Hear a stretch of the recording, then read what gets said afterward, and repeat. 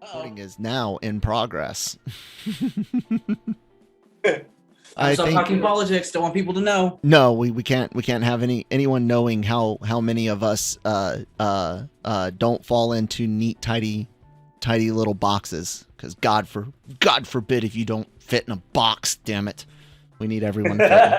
Everyone must fit in a box, so that way I can look at your box and decide that I hate your box because you're not in my box. Well, I'm just about to go to the bathroom. Please do not follow me and look at my box.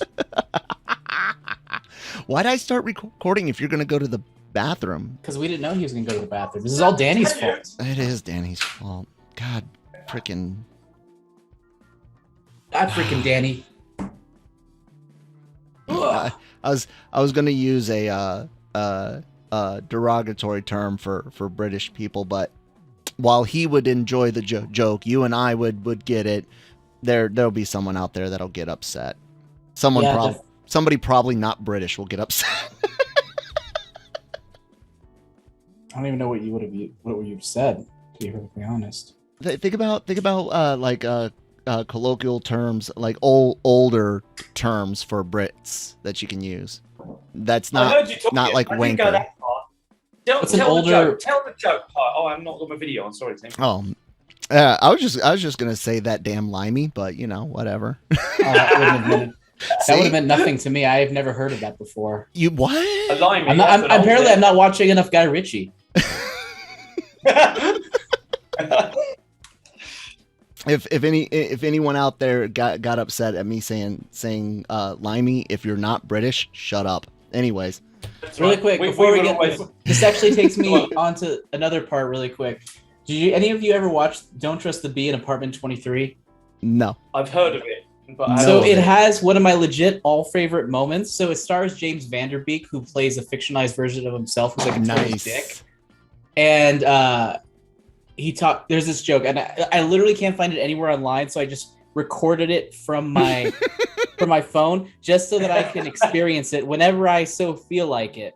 Let me see if I can find it real quick. It's such an underrated show. I'm really sad that it was actually that had canceled. Kristen Ritter in it, right? That's correct. Yes. Yeah.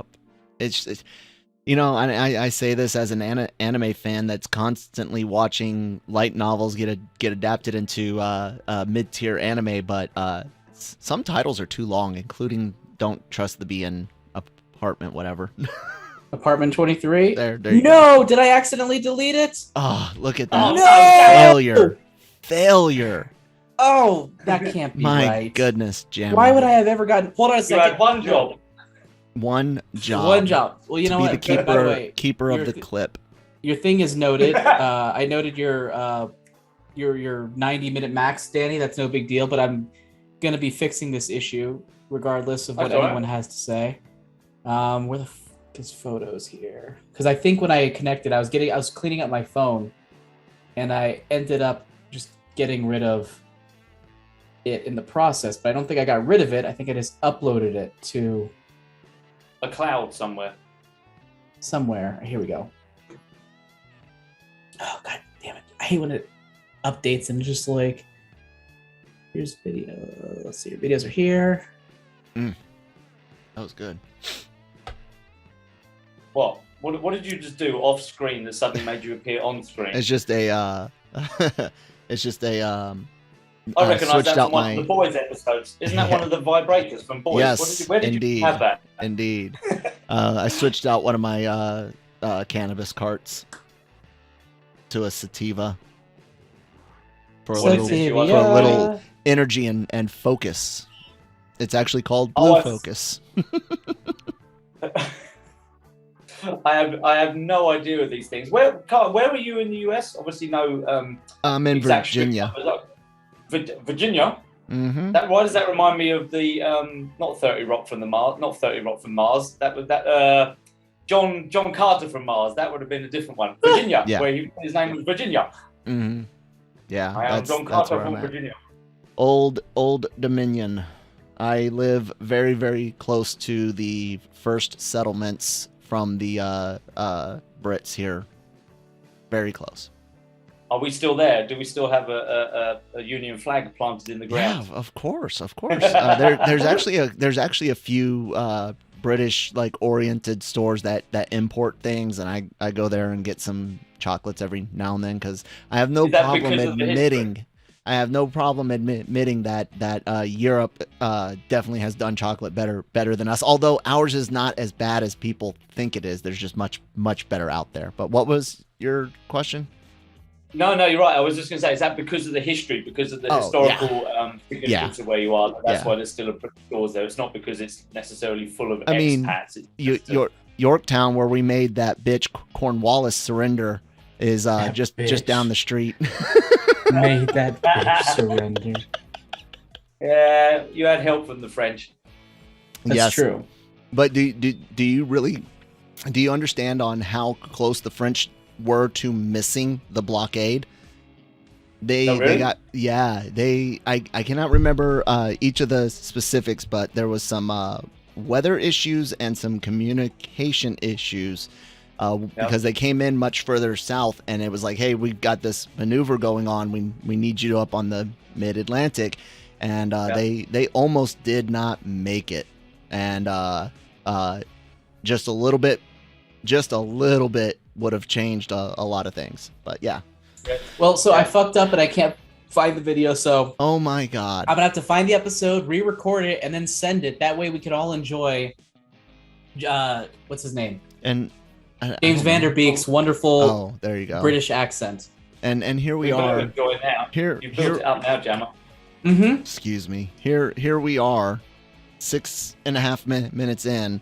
And you're the one who started recording. We're just now. You were like, oh, Dan's about to go to the bathroom. Let me start recording.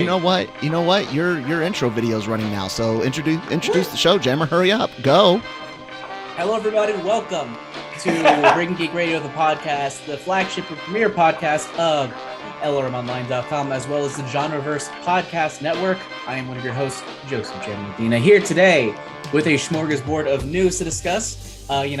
Everything from Bad Boys to more Marvel news to really bad Marvel news, kind of not really the best Marvel news, as well as a few different trailers for us to indulge in.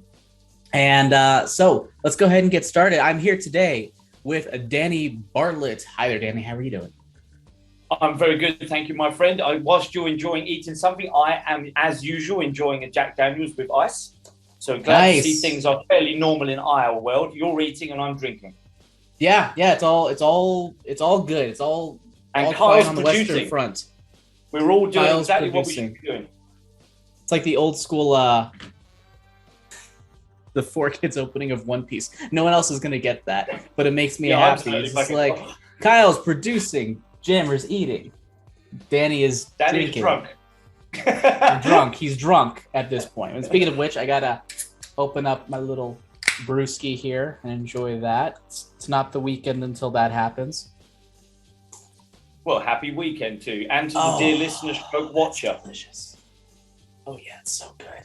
So let's go ahead and jump into the first news item today, and that has everything to do. It's kind of just like a small one, but I figured we did talk about this back when it happened. And gosh, how long ago was this? As far as Will Smith and his Chris Rock smack, that was quite a while ago. After that, I believe we heard word that the script that they were working on for Bad Boys 4, I was going to say Bad Boys for Life, that's the third one.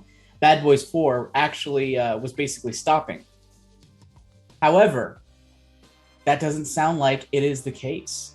Speaking with Ebony, Martin Lawrence, right? Yeah, Martin Lawrence. I was like, Mark Lawrence, that's not right. Martin Lawrence. He said that, let's see here, we got one more at least. So it sounds like things are actually going to be potentially going forward. Of course, he is just an actor in this situation. He's not necessarily the man calling the shots. We don't necessarily know if what he said was actually pre-screened by any studio. But last time we heard, before this, it didn't sound like they're moving forward. Everyone was trying to distance themselves from Will Smith. And as our producer Kyle noted, this was back in March 27th. So April, May, June. So 3.5 months. It seems like it's been 3.5 months that he's been in jail, so to speak, in actor / Hollywood jail. And my question to you, Danny, is: do you think the next Bad Boys will actually feature Will Smith? And B, if so, how long until we get that movie? That's it. On my initial reaction to that question, Jammer, is I don't think Bad Boys 4 will happen without Will Smith. Now, that doesn't mean to say I think it's going to happen anytime soon, but I cannot see this franchise, for a better word, moving forwards without Will Smith. And it's not to say that Martin Lawrence isn't a star in his own right, but let's be honest, he's not exactly the bigger of the two when it comes to box office draw or name recognition, when it comes to the clout that he has. Now, speaking of clout, the Oscar night clout around the face of another person has not done this movie any favors, as well as Will Smith's career, obviously. So the second part of your question about, or I think it was when this next one will happen, etc. I don't know. I mean, the movie making process is a long one. You know that better than others. So even if they green lit it now, it would be at least a couple of years maybe before it came out. I can't see this happening. I think we're going to see Stranger Things season 5 sooner than we're going to be having trailers for Bad Boys 4. I really can't see it. I think it all does depend on how quickly, obviously, the jail, as you quite rightly put it, the Hollywood jail that Will Smith is in at the moment, tends to maybe let him out on good behavior, when his bail is up, etc. And that's a tough one to sell. That is really tough at the moment. Obviously, I'm not in that area, not in that industry, but to answer a third question, which you didn't ask, personally, I'm not that fussed about seeing a fourth one. I don't remember liking number 3 that much. I think it was, very much a meh film for me. It was an action film. It had some moments, but it's forgettable for me. So a fourth one, yes or no, whether Will Smith was in jail or not, Hollywood jail, that is, people. I don't think I'll be that fussed about it anyway. But who knows? But I can't see it happening anytime soon, my friend. Not at all. And without Will Smith, no chance at all. I really don't think so. Yeah, I think the earliest we would have seen it, if there was no controversy, probably would have been 2024. But with this, I agree. I don't think they're going to make it without Will Smith. Nope. Then again, didn't they have a TV show without them? Wasn't there like a TV show spinoff with Gabrielle Union? Did that ever happen? Well, I don't know about that. Producer Carl's probably busy tapping away, accessing trying to look it up. Yeah, LA's finest in 2019 to 2020 final episode. So like a season. So it was a spinoff. It existed. No one watched it, and it stopped. That was it. That was the lifespan of that show. But I mean, so they're not against having it without him, but obviously it is more successful when it has Will Smith attached. So yeah, I agree. I think it is going to happen. I think it's going to be at least till 2025 or later. Yeah, and I think everyone will have cooled down by then. Hopefully, I'm sure there's a lot of people, a lot of comedians sort of or at least at the time they were freaking out about it, and there was another comedian that had like an issue. Who was it?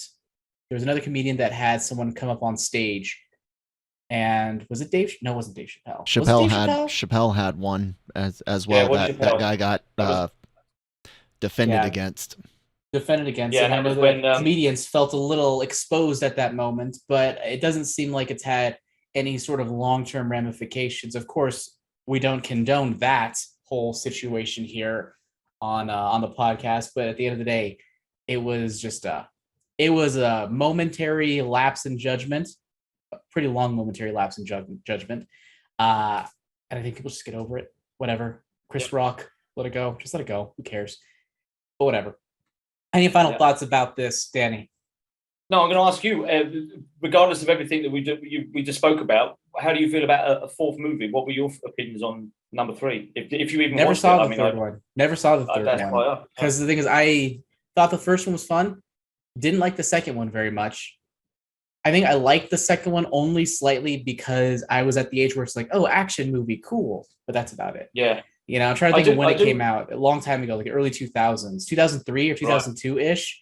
So I was like, in high school. So it's just like you go to those movies because it's a cool movie to go to and you enjoy it for what it is, but nothing really beyond that. Not enough for me to care about a third one when it did come out. Yeah. But I heard good things about it. From what I've heard, that you're in the minority who were just like, I heard a lot of people say they enjoyed the third one. Yeah, and I like I say, I watched it on the big screen. I probably enjoyed the eye candy at the time with the explosions and stuff like that. But forgettable for me, and the simple fact that I don't remember much about it. I mean, all I remember from the second one that I quite enjoyed, and you'll recall this too, is what seemed to be a continual circular motion of the camera when they were having that shootout in that house, where it was going from one perspective to the other, going in and out of the bullet holes and things. And it seemed, obviously, the direction and the special effects, for want of a better word, made it look like it was a continuous shot with the camera being continuously looping in and out. And I kind of liked that kind of style of stuff. But then there was also the silly bits with the dead bodies falling out the back of the car.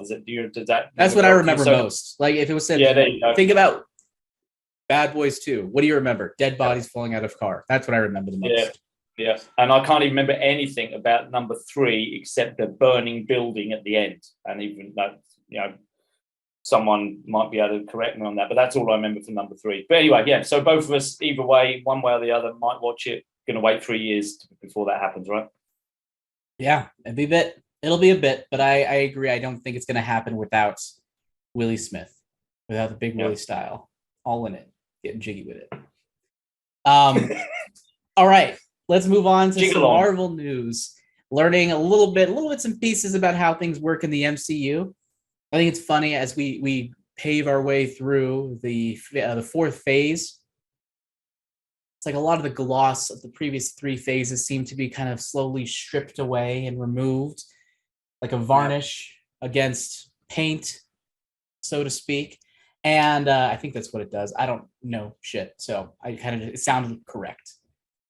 But anyway, there seems to be a lot less of a cohesive working style within the studio. Because I remember for years, remember that whole Star Wars thing? They need to have a plan, like Marvel, like the MCU. They need to have a plan.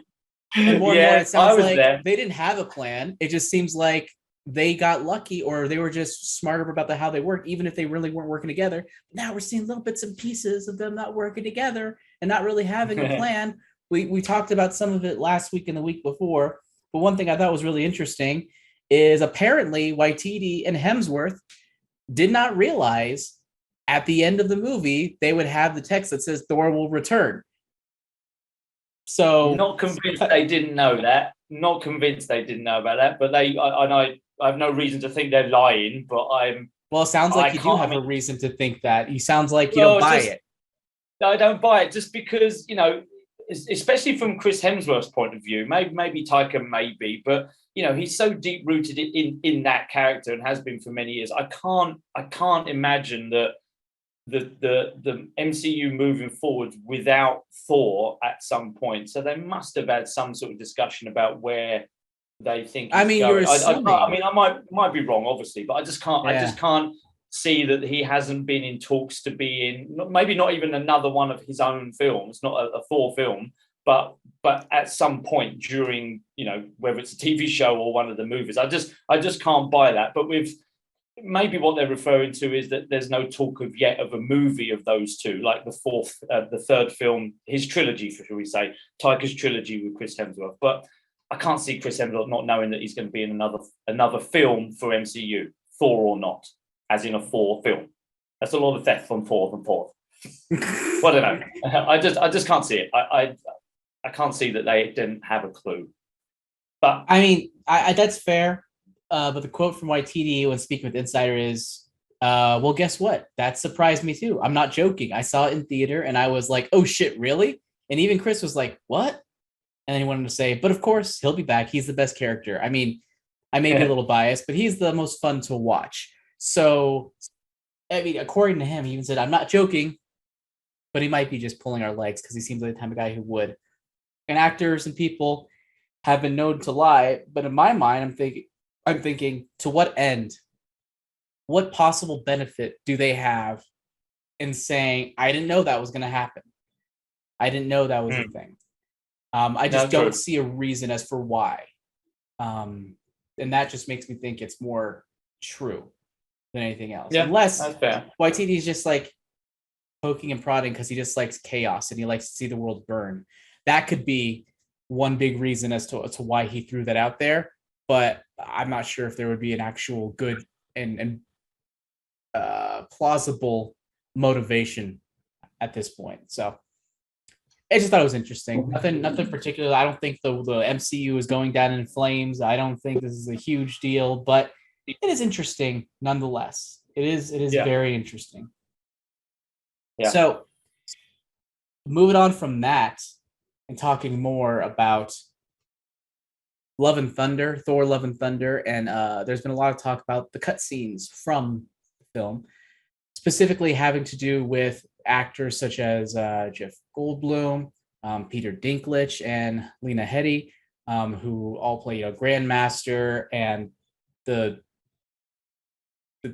guy who makes Stormbreaker. I don't know his name. The dwarf. The giant dwarf. The giant dwarf who makes Dimitri Stormbreaker. Or something like I don't remember his name, and I don't even know who Lena Headey was playing. Do you know who she? Do we know who she was playing at all? I don't know. I'll look it up.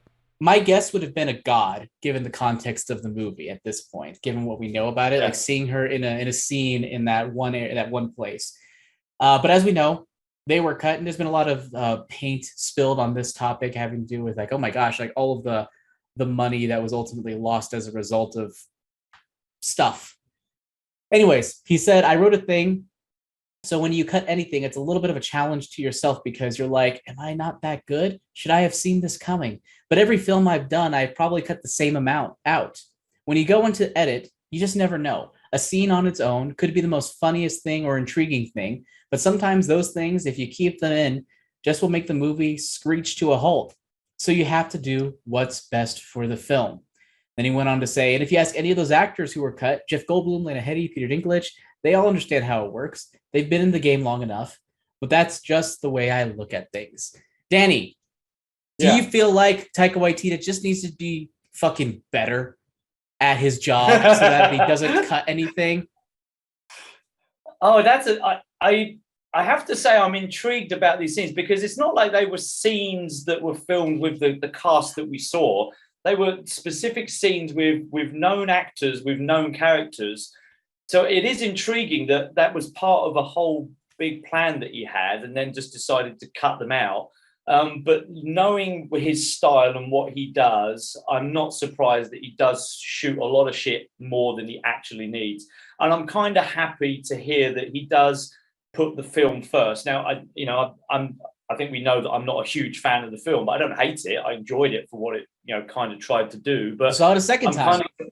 Yeah, well, exactly. Yeah, didn't feel any different afterwards. Didn't hate it any less or more. But I am glad that he did put the film first because he's right. I mean, it could have been it would have been fan service kind of thing to see Jeff Goldblum. But if the scene didn't fit and it slowed the whole story down and didn't have much context to what was going on, I probably would have felt, well, that was fun, but completely unnecessary. So I like the fact that he's willing to shoot this stuff. And then he's quite ruthless and strict and confident with his skills in the editing room to put the film together that he wants to put together. But there was something else to that story about being pressured to cut 30 minutes from the runtime, though, right? Yeah. Do you feel that maybe had something to do with it as well? Or is that just them trying to get a bit of clickbait on that? It's possible. So for those who know what he's talking about, there was apparently a mandate from Marvel Studios to keep it under 2 hours or around 2 hours. It's hard to say. It's hard to say because I'm not sure more runtime would have benefited the movie. I just feel like that movie just needed to be better. I didn't feel like, oh man, if it was longer, it really just would have been better. It would have felt more cohesive. It would have felt more serious, or it would have felt like it's taking its material more seriously. I didn't feel that at all. So it's possible, but I just don't know for sure. Like it's impossible for me to tell at this point. Yeah, longer movie doesn't mean better movie. I'm totally with you on that. And we touched on it last week. I mean, you did a better job of it. But, get concise storytelling, make that happen. There's no point for the lingering shots and the over dramatic stuff. And I think we touched on that with the series that we've been watching, both from Star Wars and Marvel, where they could have been shorter, more concise, and made it a more fun viewing time. And from a storyteller, which you are a great one with your books and stuff, that makes a lot of sense. And so I don't think extra 30 minutes would have made it better or worse. I'm totally with you. It just would have been nice for it to have been better. Better is better. More is not better. Yeah, better just make it better. Just make it better. Come on, go back and make it better. Go and do it again. Do a director's cut. Make it better. Longer, shorter, whatever. Make it better. Make a better version. Yeah. That's about it. But I'm not. An interesting part to that story, though, Jam, is that I'm not that fussed about seeing those deleted scenes on a Blu-ray or on a director's cut kind of thing in the future. Sure. May as well get your money's worth. Be like, hey, check out this deleted scene from Peter Dinklage. If it's there, you want it, because he seems quite adamant that he's not going to put them on a disc, right? From what I read on the article, he's like, no, I'm not even going to put them on a deleted scenes thing, which kind of like, well, see, I don't know why you do that. I mean, I don't understand the reasoning for it. Like, why not? It's not a part of the movie. Fucking do it. Who cares? But whatever. It's his decision. It's his film ultimately. And if he doesn't want to do it, and Marvel Studios doesn't want it, or Marvel Studios doesn't care, like, sure, go ahead. All right, whatever. It is what it is. Yep. It's a bit weird why they wouldn't do that, but yeah, maybe he doesn't want people to go like, oh, like maybe the people are like, hey, we should have done it. Shit, right? Yeah, exactly. Yeah, we should have put that. I don't think so.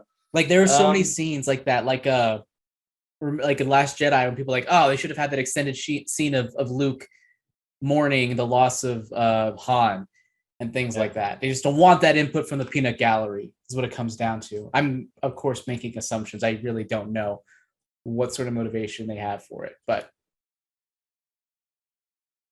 anyway, are we going to stick with the Marvel theme and the other rumblings and grumblings behind the scenes? We are. I mean, this is a short one. This is more of just a reiteration. I just want to touch on it because I feel like, honestly, the Taika Waititi stuff does segue more nicely into the bigger story, I think, and that has to do. But regarding that segue, fuck that segue. Let's go ahead and just move in this quick little touch on it. Well, yes, Kyle. Can I help you, Kyle? Were you actually going to help me with that? Were you gonna? No. It was just I was waiting for. I love a good segue, so I was anticipating how you were gonna, finish that up, and then you're just like, nope, I quit. Okay, just well, here's get my to the next story. I gave you an order of stories, and I didn't want to go away from it. But if you want me to, I'll be more than happy to switch it up. That was probably my fault. I probably just messed that up. Sorry. Yeah, it's okay. Go ahead. All right, just whatever story you want. I could feel this. I could feel the sloppiness of Thor: Love and Thunder. It just felt like a sloppy narrative to me, and and not just the story itself, but when it comes to the visual effects. The visual effects to me, and this is just my own personal perspective, they felt poorly planned because it almost felt like because they had to do a lot of improv and stuff, they had to decide, oh, let's do this instead. Oh, let's do that. And then I can imagine them coming to Marvel or coming to the studio and be like, hey, let's add this other visual effect element to it. And this leads us to another big story having to do with the VFX industry. And this comes from an article on The Gamer. And they pulled some quotes from Reddit from former and current VFX artists across the industry. Somebody initially said, I am quite frankly sick and tired of working on Marvel shows, Reddit user, whatever, said. Marvel has probably the worst methodology of production and VFX management out there. They can never fix the look for the show before more than half the allocated time for the show is over. The artists working on Marvel shows are definitely not paid equivalent to the amount of work they put in. Others went to chime in, saying on Thor, they asked for a complete mini sequence 2 or 3 weeks before deadline. And someone else said, I request not to work on Marvel movies and TV shows. Unfortunately, they're becoming our biggest client. They expect a smorgasbord of options so they can change their mind 3 or 4 times. Again, I have no evidence to support any of this other than my gut based on the movie and based on what we know about Taika Waititi. But he's very much what seems like the type of person who would change his mind 2 or 3 times about something and then have, VFX change it. Of course, like not necessarily he's a bad guy or anything, but he might be like, oh, great idea here, great idea there. And I saw evidence of this in some case, and this may have been a studio mandate for all I know, more than it is the thing from Taika Waititi. But that shot where Jane is super enthusiastic, and she's like, "Oh, it's my first bad guy." And I think we talked about this last week, but you could tell it was not a real helmet. It wasn't tracking quite right on her face as she was moving around. And it was very distracting to me. Obviously not necessarily a big deal if visual effects don't work. Like if they're okay, if they get the point across, it's generally fine. But that was at least a little bit distracting for me. And I do wonder what the purpose, like, oh, we have to put that on her head. We have to put that helmet on. Like, what is the reason for this? Was it worth it? And how many decisions like this result in disgruntled VFX artists like we're seeing here? And I do want to put a little bit more, get a couple more quotes in, and then give a little bit more insight into the industry. Someone said, "I'm on my third project, my Marvel project in a row, and literally just woke up at 5:30 a.m. on a Saturday with stress going, I don't want to do this anymore. It's 6 a.m. now, and I am making a reel to apply someplace that has projects other than Marvel because I can't do this anymore." Someone else said, "Marvel has seen grown men punch walls and throw monitors from stress. I broke down a couple of times and have seen the strain it can put on marriages. But hey, the money was fantastic. Fuck Marvel as a client. The credit name is not fucking worth it." And someone else said, "It took me over 6 months to recover from WandaVision's crunch. It's not worth it. Not when there's better run projects that look just as good out there." Now, I did have some people, some friends that I know from the industry. I reached out to one of them regarding this. I will say they don't have a specific Marvel experience, but they have been in the VFX industry for well over a decade at this point. Let me see if I can find the message there. I asked them specifically about what their thoughts were regarding this, and they just said, "I mean, it's ridiculous. Marvel has money and resources to pay artists better and create more realistic deadlines. They just choose to treat everyone terribly. I refuse to work for Disney, Marvel. Their contracts are the most intense in the world. Like, I would never sign into agreement with Disney. It's suicide." They went on to say that regarding if this is a whole industry problem or just Disney Marvel problem, they says, "I don't know well enough to speak on that. I think it's mostly just a systemic problem within Marvel and not necessarily the industry. That's because they have the clout and have a lot of people, and a lot of people want to work for them, and they know it." He says, "However, I'm not swayed by status and know better to not fall into that trap. I have experienced it in some way or another on every job. The nature of our industry is to get the best work in the shortest amount of time for the least amount of money." And then that kind of segues into how this industry works. If you don't know how it works, it's pretty much studios say, "Hey, here is what we're needing in terms of VFX. Here's sort of a breakdown of what we're looking for." Then they put it out there in the world for studios to look at and put bids on it. And you can have a studio say, "Hey, I can do that for $2 million. And then someone else can go and say, "You know what? I could do it for $1 million. And essentially, it's a race to the bottom. There are many studios who legitimately take losses on projects just to keep projects going.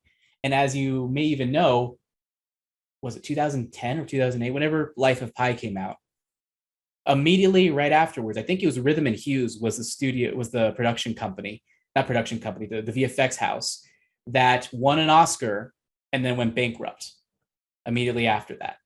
And that was something that director Ang Lee was trying to bring attention to, and they kind of like played him off the stage in a really awkward thing. So it does seem like overall it is a race to the bottom. And when you're having a race to the bottom, you put yourself in a situation where you have to take advantage of your employees or lose out on contracts. And that's just really sad, especially as you have assholes like me going like, the visual effects were just not that good because you could see it wasn't tracking on her face just right. And it was very distracting. I'm like, okay, well, maybe in the grand scheme of things, not a big deal. But it is kind of sad to see it. Like, we're becoming increasingly picky about what we accept in visual effects. And I just don't know the solution to this. Anyway,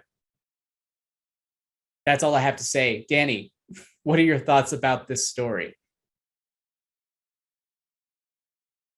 You're on mute, by the way.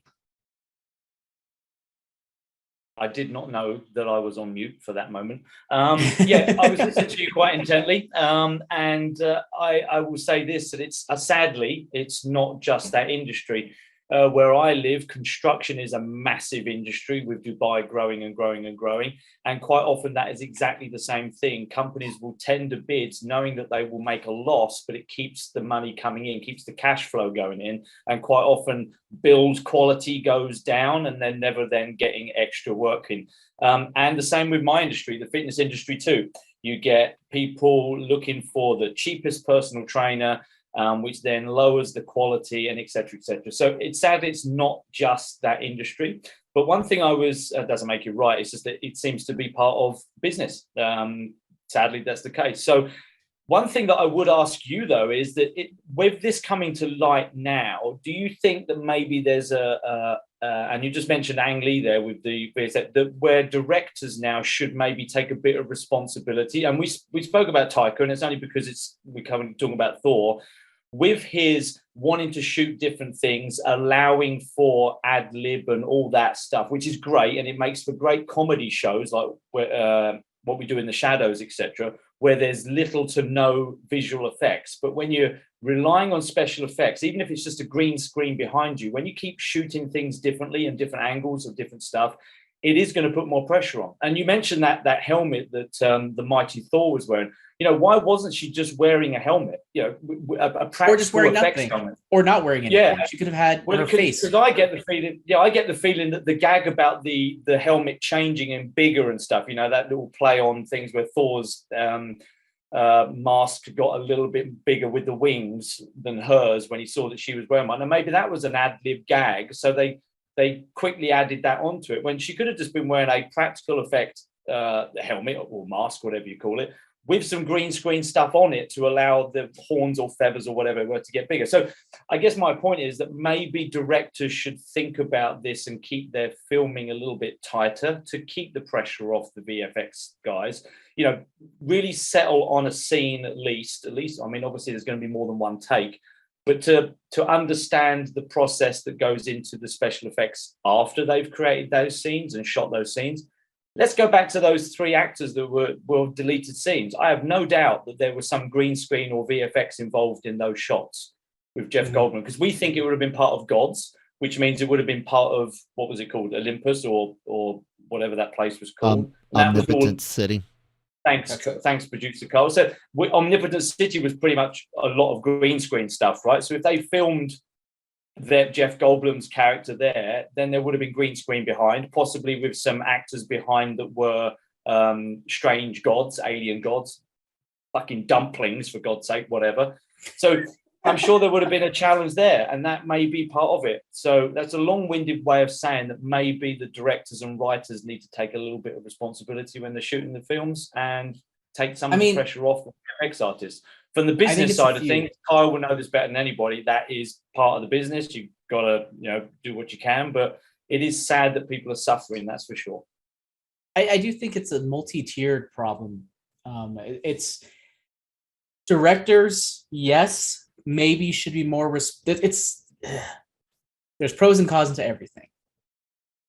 Directors not having the flexibility can result in Marvel working with fewer directors coming from an indie background.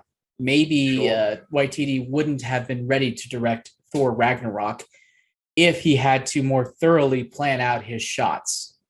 Sure. If he had to more thoroughly plan things, and it would have potentially stifled his creativity in the process, potentially resulting in a worse film.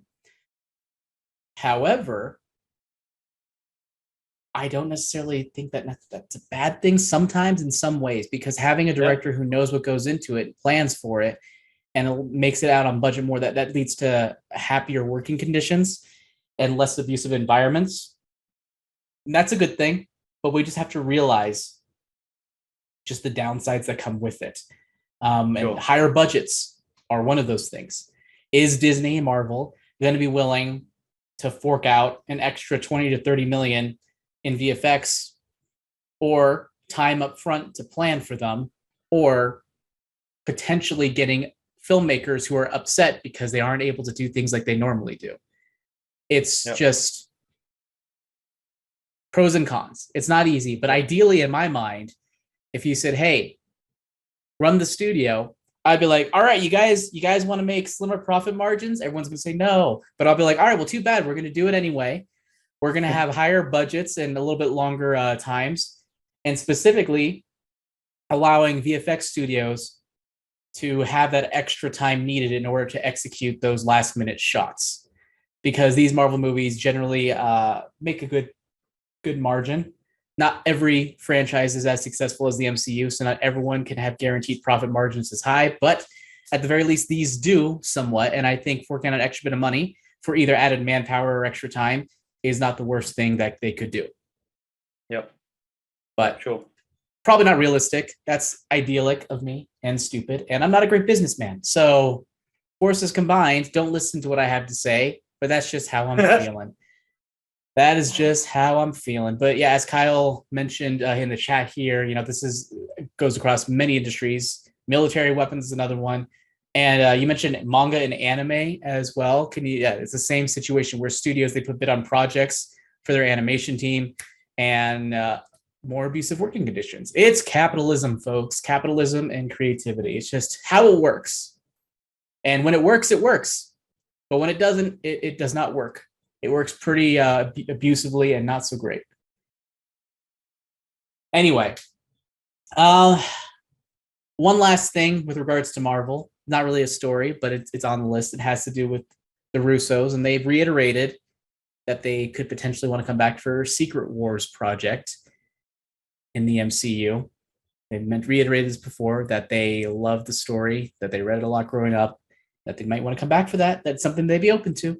So I'm excited for that. I think after Endgame, we haven't had anything nearly on the level of the Russos, I don't think, in my head, personally. So I'm ready for them to come back. Yeah, sure. They got a few projects out of their system. Maybe they're ready to hop back in. I'm down. Give it to me, baby. Yep.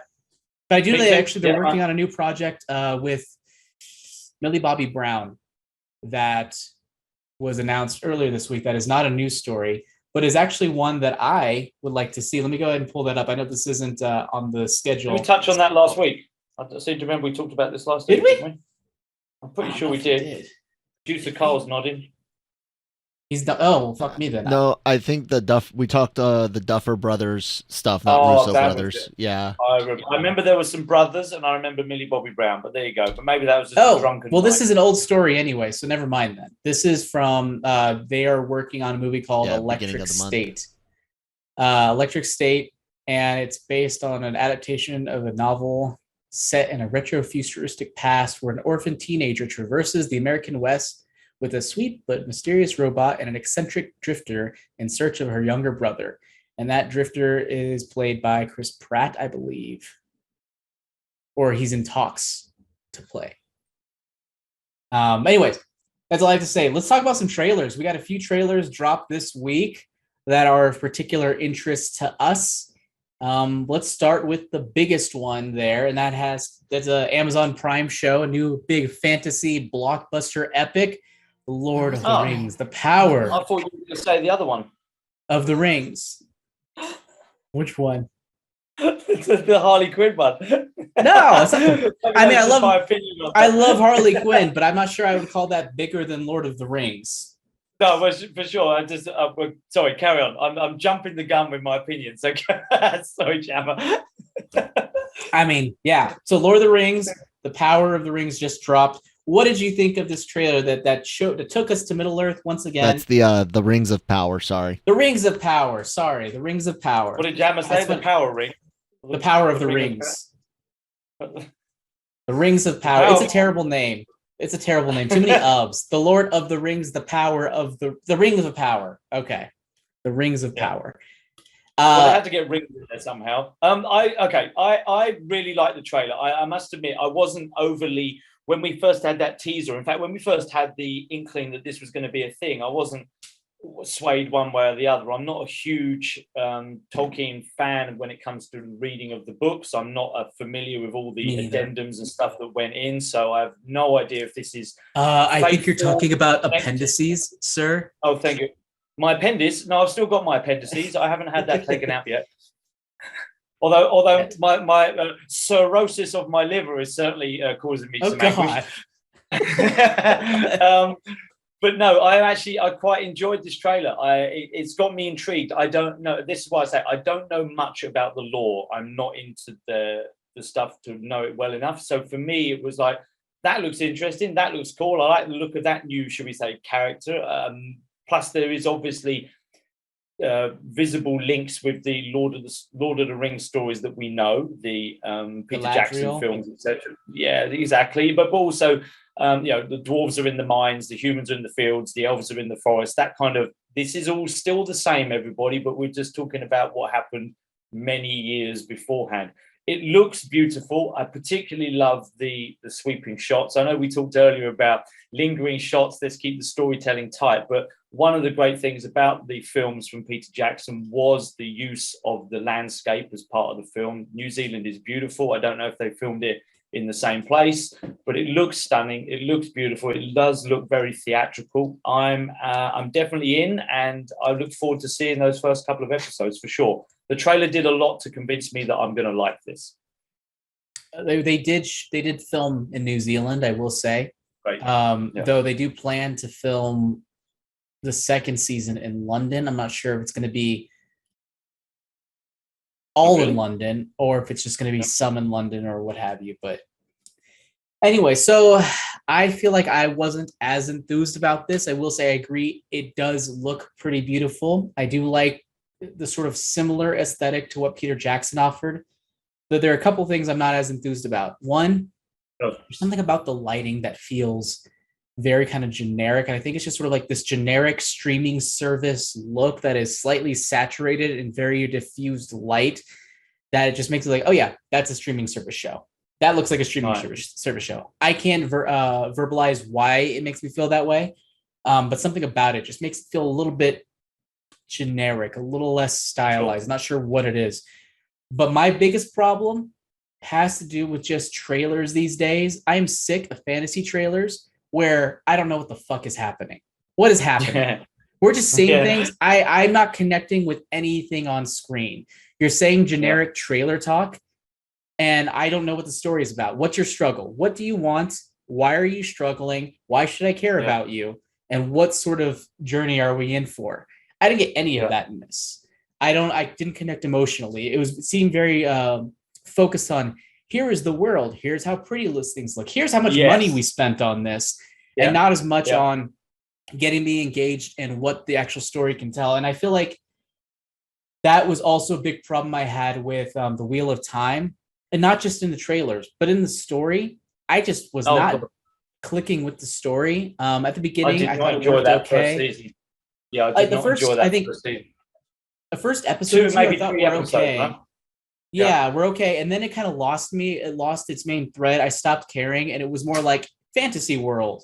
And I was like, I don't know what's happening right now. I don't care. And that's my biggest problem with a lot of these adaptations is I don't know why I should care at this point.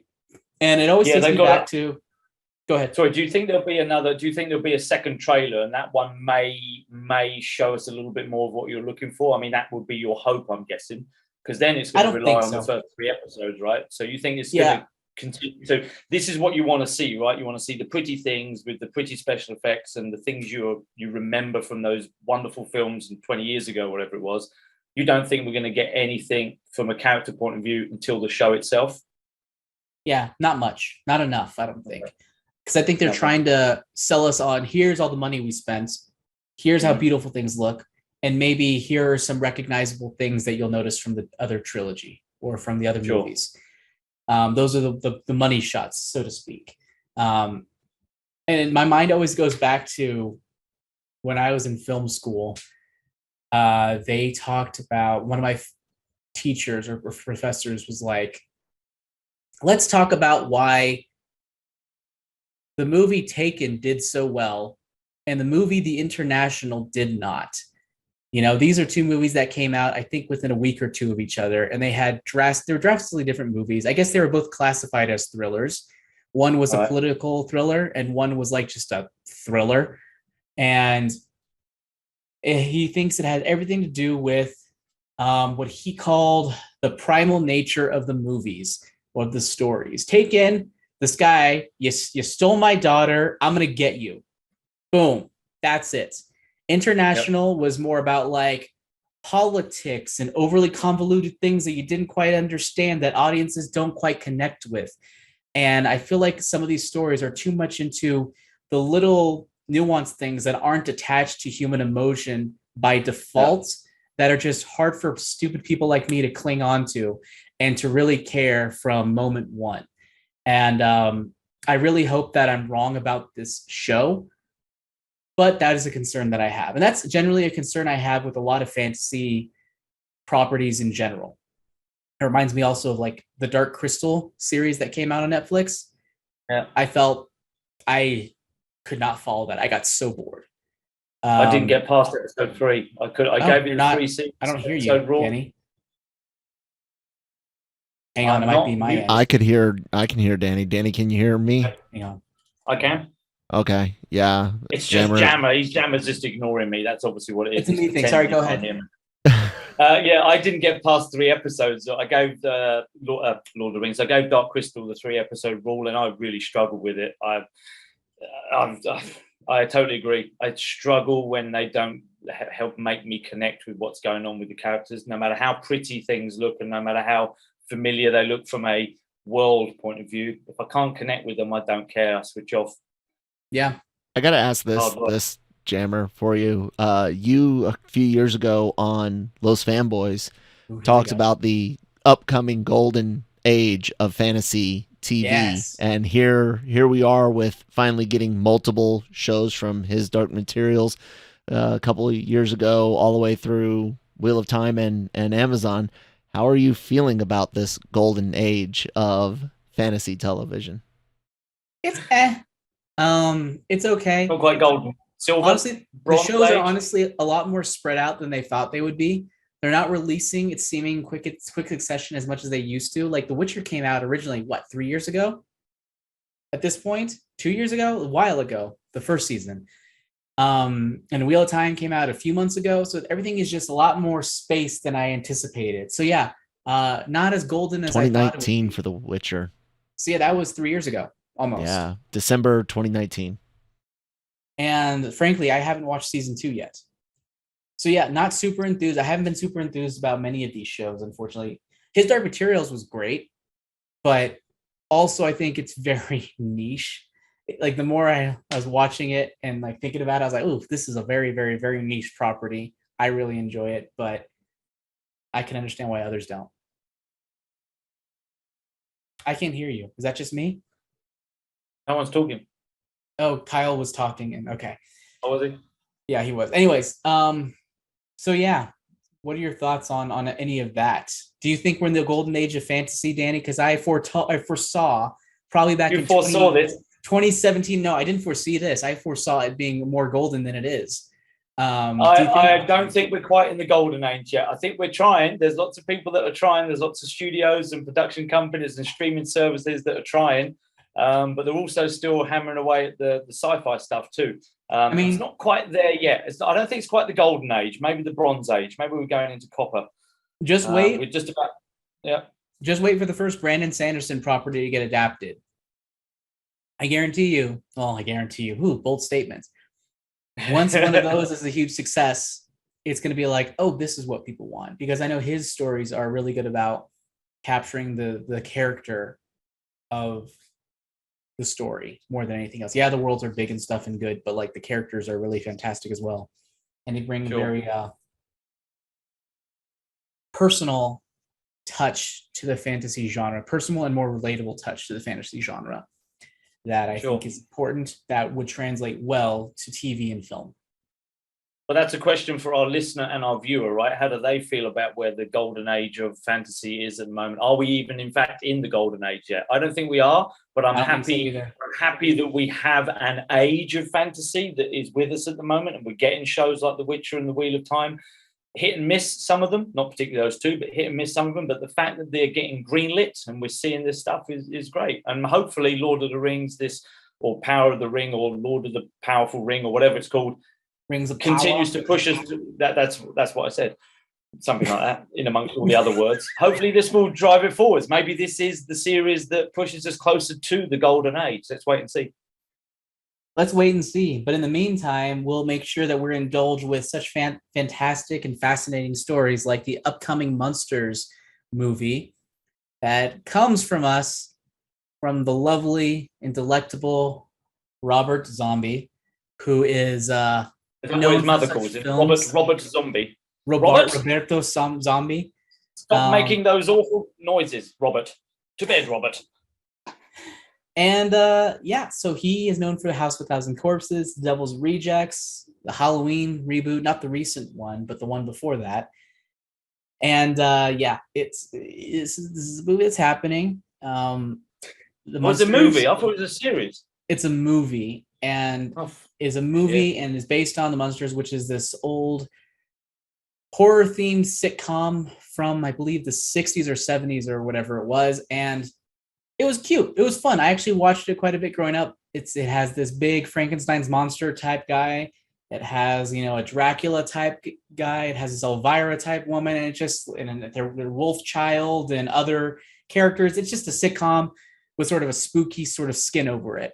And it was surprisingly good. It's from 1964 is when it started, Kyle said. So thank you, Kyle. But yeah, and now they decided to reboot it as a movie from Rob Zombie. And I remember thinking, that's interesting choice. So what are they going to do with this? Are they going to turn it into something more gory, or is he actually stretching himself as a filmmaker and putting something a little more kid friendly? This trailer that just dropped earlier this week, I don't know still. I still don't know what's happening. I was going to say exactly the same thing. The answer to your previous question was neither of those things. It's neither super adult gory, nor is it aimed at the kiddies. It's not Castle Transylvania or whatever it's called. It's very odd. It's weird. I'm not convinced this is actually the movie. I don't know if this is the movie because... Well, I thought it was a series, because if that was a movie, I felt like I watched the whole thing. Okay, go on. Well, it just seemed like, okay, so Herman Munster's created. The Elvira woman, as you called her, wants a husband. She gets a husband. Then they have a few adventures. And then everyone seems to live happily ever after. And I got that was the feeling of the whole trailer. So that actually was the movie. That's why I genuinely thought it was a series. It felt to me like they're just showing scenes from different episodes of the series. I didn't get what it was going. I didn't laugh, but nor was I scared, although I could see that there were scenes from all of that could be scary for kids or that were meant to be funny.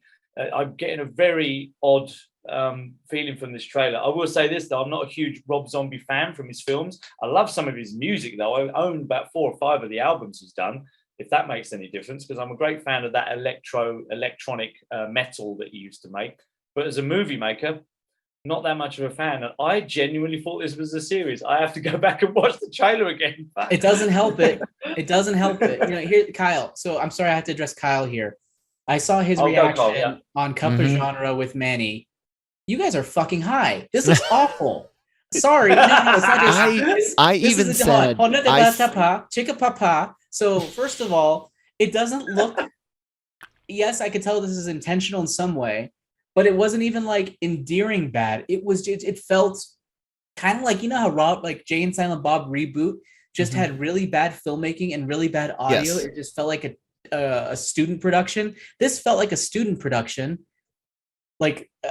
Why would you go for that? What are you gaining from that? And more than that, what are you gaining when you spend, according to a report, $30 to $40 million on a movie that looks and sounds like that?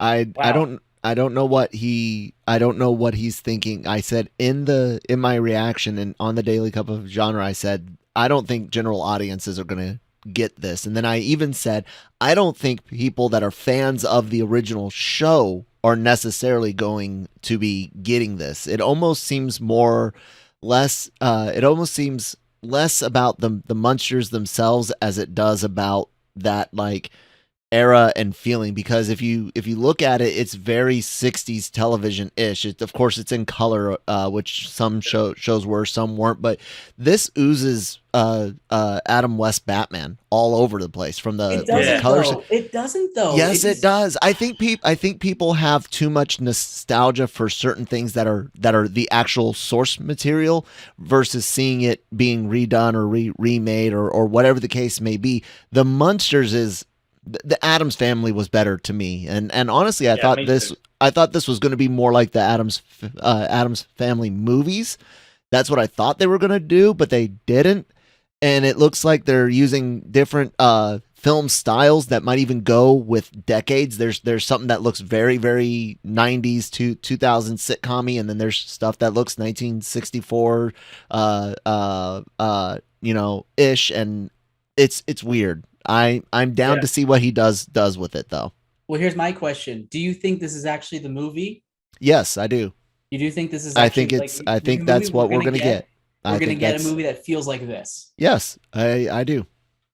Because I'm hoping and half expecting what's it called, an Indiana Jones swipe and replace on us, and it's gonna be something completely different. Because I almost feel like him going like, hey, let's fuck with people and spend like $100,000 shooting a fake trailer, and then it looks like it was made for $100,000. I don't know, because the initial teaser where all they did was redo the show's intro, the music, them coming through the door, the hole in the door made by Herman. Like they already did that as like a teaser makeup, show off the characters weeks or month or so. And that looked way better.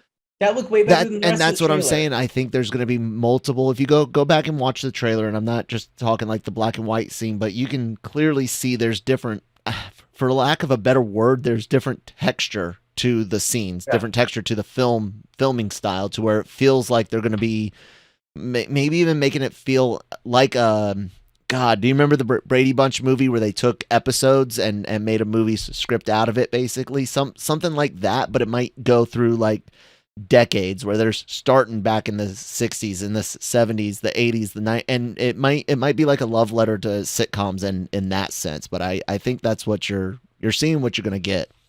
You heard it here. I think you may have touched on division.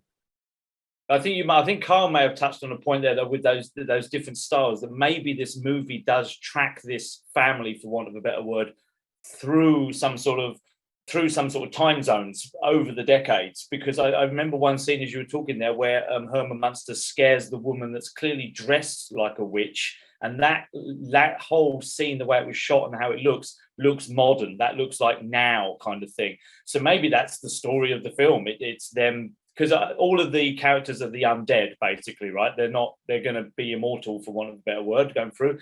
So maybe that's how it tracks. But I can't help but feel it looked like the making of the Munsters. Like we're going to see a camera pan out and that was them acting in the show, hence the really terrible looking scenery and stuff like that. And it's very odd. I might just watch it simply out of morbid curiosity, because I wasn't a huge fan of the show, but I do remember enjoying it as a kid. But I, like you, Carl, preferred the Addams Family. But I have morbid curiosity about this now, Jammer, simply because it did look so weird, odd, and bad. And I don't mean awful, it just looked badly made thing. Maybe that's what they're going for. I will watch it purely, like I said, out of curiosity, but no love yet. It's odd. I mean, maybe you'll end up loving it. Well, more than Thor, maybe. Yeah, it's. I mean, probably not. Let's be real. Thor. I don't dislike Thor by any stretch. I thought Thor was a perfectly fine movie. It was just not great. It was just above average in my mind. When is this movie dropping then? When is this out? When have we got? It's September this year. I think it's like September 22nd. I think it's coming on Peacock, if I'm not mistaken.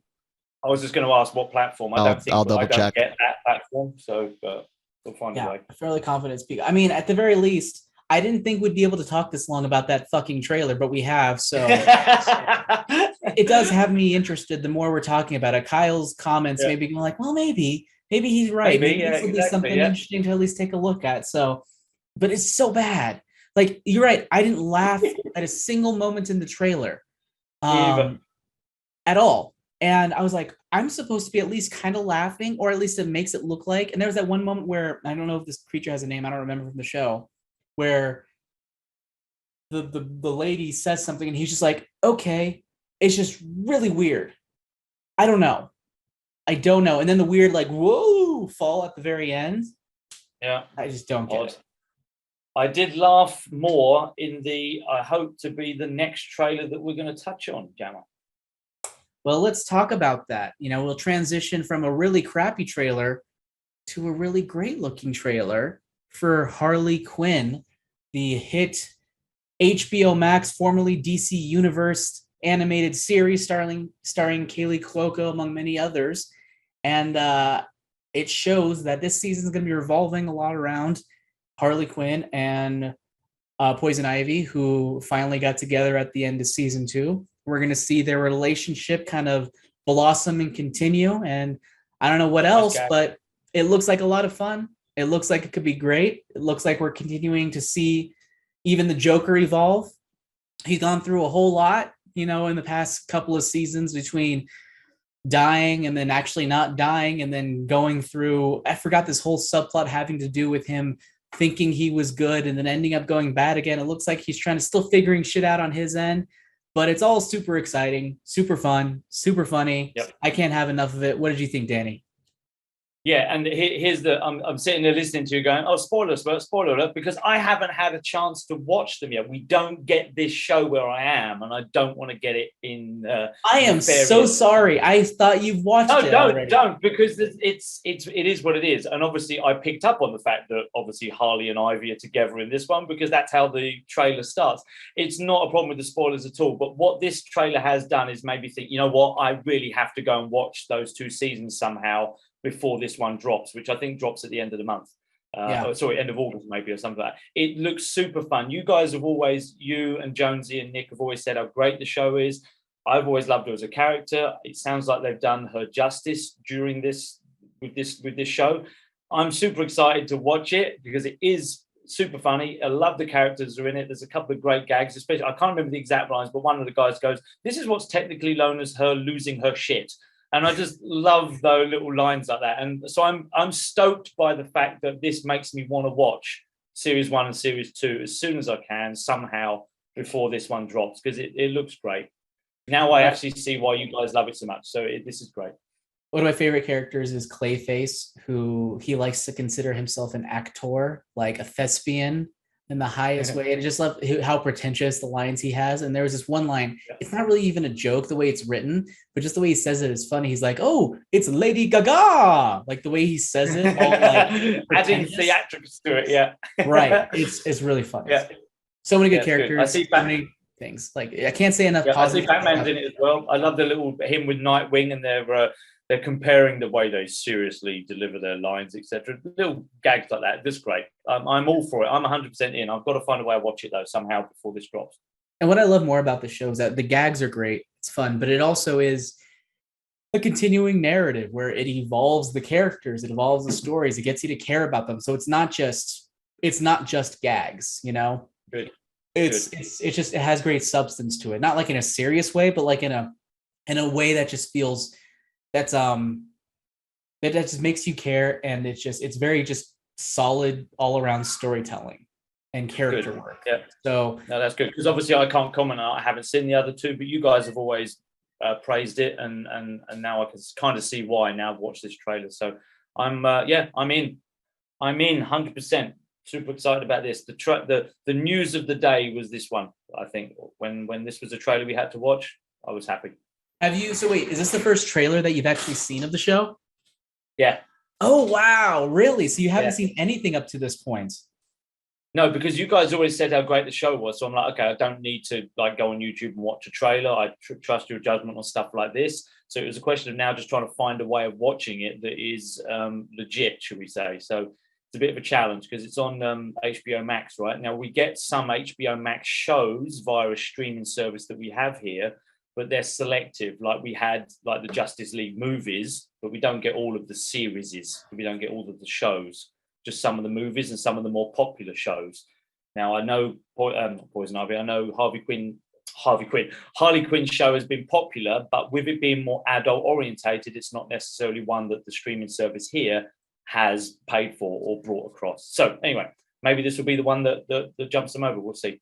Hey, Danny, I'm looking Yes, at Amazon.com and what appears to be a legit Blu-ray of both seasons 1 and 2 on sweet. Amazon. Yeah. Okay. It does Thanks, look Carl. look legit. This does not look like a import anime from the early 2000s. I will look at that then, because I have no problem about having a couple of those.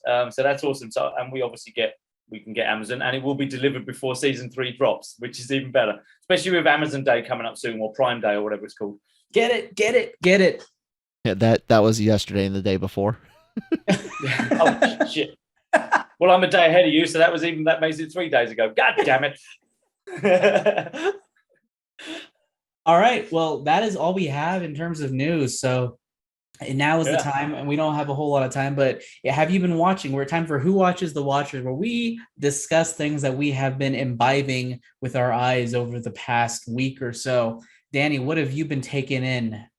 Well, not much of note, other than because work has been dragging in, but I have watched the first episode of The Terminal List on Amazon Prime with now his name escapes me, Chris Pratt. Here you go. And so far, and it's only 1 episode in, I actually am quite intrigued by it. The trailer had me. It was like, okay, this is going to be interesting. It's a series. It looked a little bit generic with the whole SEAL team gets wiped out, they're going to pin it on him kind of stuff. But the way it's gone with episode 1, and particularly with the way Chris Pratt is playing this character that is suffering from some sort of PTSD, or is it a drug-induced, or is it a big fake out? It's very intriguing how they're making this guy, putting him through the ringer, both physically and mentally. I won't give you any spoilers in case you haven't watched the show, but they do punish him quite well. They do make him suffer, and I'm very keen to see how this moves on. But I've only 1 episode in. And from a movie point of view, and I know that Jonesy and I have completely disagreed on this, Paws of Fury. I watched that yesterday. No, you liked it? I did. I really enjoyed it, and I watched it with a load of kids. Obviously, we took the girls, and they were laughing in the scenes that I was laughing at, more because of the memories that this brings back of the Blazing Saddles movie.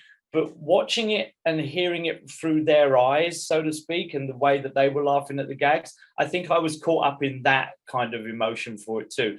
I really enjoyed it. I thought it was a great fun. I thought it was a nice little palate cleanser from some of the disappointing films I have seen recently on the big screen. And I quite enjoyed it. I mean, I know it's been a bit divisive, but I enjoyed it. But I think watching it with kids and seeing it through their eyes made it for me. I think that made me look at it through a less serious lens and more just, you know what, I'm just going to enjoy it as a kid. And that was quite funny. That was quite funny all the way through. The only downside for me, and it's a small negative, was I don't think Ricky Gervais, his voice over the main bad guy, really worked. It almost felt forced. I didn't enjoy that so much. I couldn't help. I was trying to think of whose voice could have done a better job, and I couldn't quite pinpoint it. But other than that, for me, the movie worked well. I thought it was tight. I think its referential humor was quite good. So I enjoyed it, but not all of us have. So that's been quite good fun, as always. But it's nice to disagree occasionally. It's good stuff. It is. And I know Jonesy, I'm bringing up his comment on Twitter. He says, if you felt inclined to take your kiddos to see Paws of Fury, don't. It's awful. Gervais is in a different movie. Sarah is boring, and Jackson's charisma can't save a watered-down Blazing Saddles. Who the fuck thought it was a good idea to make Blazing Saddles for 9-year-olds? Thumbs down, and then he has a gif of Macaulay Culkin going woof from Home Alone and putting the back on. But see, there's the thing, right? All the kids that I watched it with have no idea what Blazing Saddles is. So for them, it was just a fart gag involving flames and a big fat guy riding a small horse into town, that kind of stuff. So for them, it was all just funny.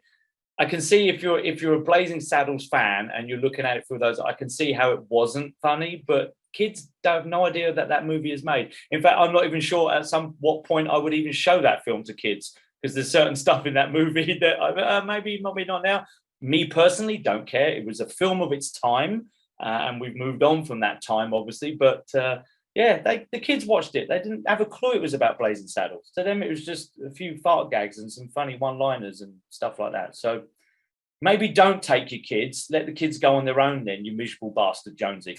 Well, he already took them. He already paid that heavy price. Can I ask you guys something real quick? Sure. Why does no one mention Hong Kong Phooey for this? Because as soon as I saw the poster, I thought that's what this was going to be, and then I saw the title, and I'm like, that's the wrong dog and not the right title. But I don't hear any.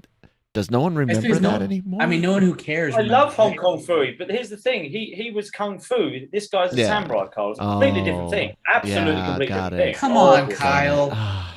Come on, Carl. How speciest and racist of me at the same time somehow. You're just assuming all Asian dogs know kung fu. That's so racist, Carl. So I mean, for me, personally, looking at the trailer, I didn't see it.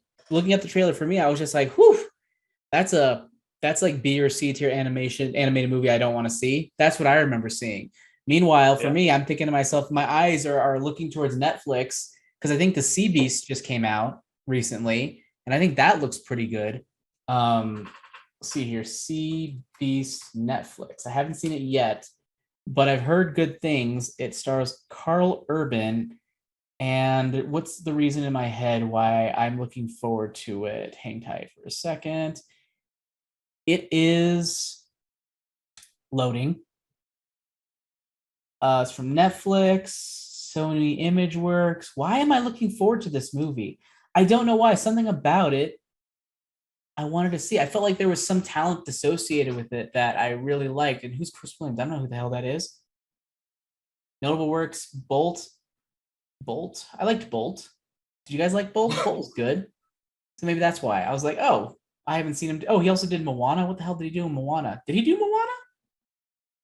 He was a co-director on Moana. That's why. So well, I get the feeling Jammer's talking to himself right now. You're like a personal little monologue to yourself there about your fighting stuff. So he was a co-director on Moana, and he directed Big Hero 6 and Bolt. So he is bona fide Disney talent directing for Netflix. I think that's why I was attracted to the project. And apparently it's pretty good from what I understand or from what I've heard. So I'm excited to check it out this weekend instead of Paws of Fury, because I don't see myself going to theaters to see it. But I do have one thing to share. And I know it's a movie that you were not too keen on. I didn't listen to the episode, so I don't know why. You didn't watch Moonfall. You didn't go and watch Moonfall, did you? I did not. Good. So what didn't you like about The Lost City? Just tell me your opinions of it and we'll close the show down. Go on. I mean, I thought it was okay. I thought it was pretty fun. I thought it was very clearly doing sort of a romancing the stone thing. It was entertaining. I thought it was engaging for most of it. I thought the second half was weaker than the first half because it kind of dragged out and maybe started to take itself too seriously, it felt like. But overall, it was still a fun time. It was cute. I had a good time. And I'd probably give it like a B- for C+. But what problems did you have? What's your deal? We're close to 90 minutes now, Carl. Make him shut it down, can you? Pull producer rank, Carl, and tell Jammer to just wrap this up. I don't want to talk about that film. I don't want to talk about that film. I don't want to talk about Moonfall anymore. I've got to go to bed. I don't want to go to bed stressed. I want to go to bed happy. This is like mentioning Sony. This is like mentioning Sony to me, Jammer. You just don't bring this up to Danny. You don't bring it up to Danny. It's a difference though, because I feel like Sony sets you off and then this shuts him down. So it's almost the exact opposite. But okay, fine. We won't talk about Lost City. Won't talk about Lost City. I will talk about. I'm glad you had a good time. I'm happy my friend enjoyed it. 90 minutes at the movies. Good for you, Jammer, and Mrs. Jammer, whoever you went with. I didn't go with anyone. It was just available on streaming. Good. But, you didn't give those studio any more money. Anyway, that's a lie. I did. I bought it. So it was actually for rental for $5.99 or for purchase for $6.99. So I was like, fuck it, I'll buy it. Why not? Just buy it. I'll fall into that trap. So now it's there for us if we ever want it. And, I'll watch it again. Sure, why not? But I did also watch the first 4 episodes of season 2 of Only Murders in the Building, and it continues to be absolutely delightful. So if you love the first season, I think the second season is stronger, to be honest. I think they're doing better work with the characters. A little bit more standalone in nature. Obviously, it contributes to the main plot, but I feel like each episode accomplishes one specific thing better than the previous season's episodes did. And yeah, the murder mystery intrigues. So I'm continually in for this story, and I'm ready to see more. That's it. Only Murders in the Building. I'm not familiar with the show, but you guys have talked about that before, so it is on the list, and it has been bumped up the list of things to watch thanks to you guys. So if season 2 is living up to what you guys said was a great season 1, then I'll definitely check it out. That's cool. I didn't know I was a Selena Gomez fan. I'm not gonna lie at all. Like, because I had not really been exposed to anything she's done. I knew she was in Disney. I knew she was a singer. Didn't know anything literally until COVID hit, and then she had the Selena and Chef show that she does on HBO. That's a fun little show to watch if you like cooking shows. And then this one. So between those 2 projects, between HBO and Hulu, like, all right, I'm a Selena Gomez fan now. I'll take it. Good job, Selena Gomez. Thanks, Selena. Mm-hmm. That's it. That's all she wrote on this episode of Breaking Geek Radio, the podcast. Thank you so much, everyone here, for listening. And don't forget, this show is not the only show on the Genreverse Podcast Network. Is it not? Are there other shows? There are What are those other shows? What are those other shows, Jammer? Daily Cup of Genre. We have Marvel Multiverse Mayhem. We have Anime-versal Reviews. Hell yeah. What's that? I gave it a hell yeah. Hell yeah. And then we have, I feel like I always forget one. The Cantina. The Star Wars show on this network. Check out all of our stuff across your various different podcast apps. We're available on all of them, I think. But also check us out on YouTube, because we're also available in video form on here. If you're not looking at us right now, go to YouTube and watch the entire episode again, except look at us as we're doing it. And you'll get a much better experience if you do that. And of course, rate us on all of those podcast platforms, not just one of them, all of them, one at a time. Give us 5 stars across the board. And then make sure to come down to the comments on YouTube and ask us a little question. And maybe you'll get a little bit of engagement back from us, because frankly, we have nothing better to do with our time.